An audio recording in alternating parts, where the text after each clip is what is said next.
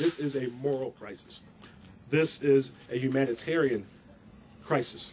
Today, mayors from all over the U.S. tried to meet some of those children at a holding facility in Texas. They were denied entry, but banded together to draw more attention to the kids' trauma, emotional and physical. Some have lice, some have bed bugs, chicken pox, all sorts of contagious situations. Meanwhile, in Washington, U.S. lawmakers were unable to help, voting down one immigration bill, kicking another one over until next week. And added to all that, enter the president's wife on a mission to show the Trump family's softer side with a visit to a children's detention facility. But it turned into a lesson in what not to wear. Here's Stephen D'Souza.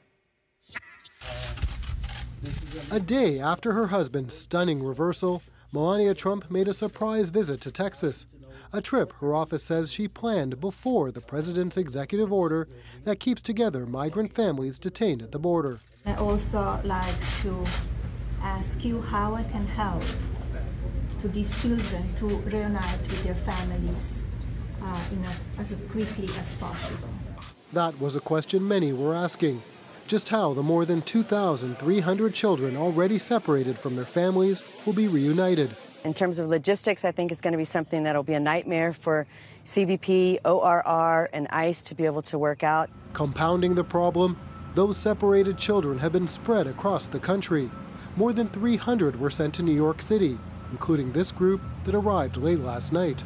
Frankly, we have to house them, and we should be taking good care of them, and then we should return them back home. Today, the president insisted that anyone crossing the border illegally will be prosecuted. If we took zero tolerance away, you would be overrun you'd have millions of people pouring through our border. But at the border, it appears the zero tolerance policy may be partly on hold. In a Texas courthouse, this group of 17 migrants had their charges withdrawn. All crossed illegally with children.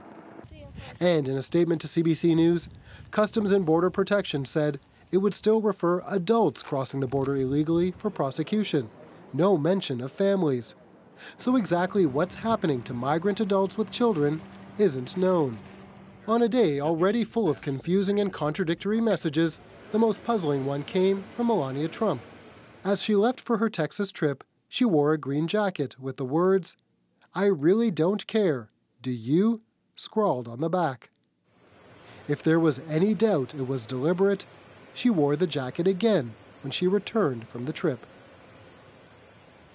Now asked about her wardrobe, Melania Trump's communications director said, "It's just a jacket, there's no message there." But hours later, Donald Trump tweeted that there was a message. He wrote, "I really don't care, do you?" Written on the back of Melania's jacket refers to the fake news media. Melania has learned how dishonest they are, and she truly no longer cares.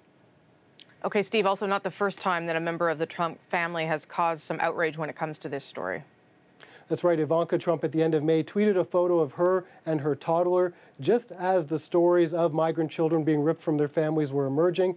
And it's not just the family itself. The administration also gets into hot water from time to time. On Tuesday, the State Department did a poorly timed Q&A about families traveling with their kids. And while there are many other examples of the Trump administration being out of sync with the national conversation, Trump himself did show some sensitivity yesterday. Just before signing the executive order, Rosie, he did cancel today's congressional picnic, saying it just didn't feel right.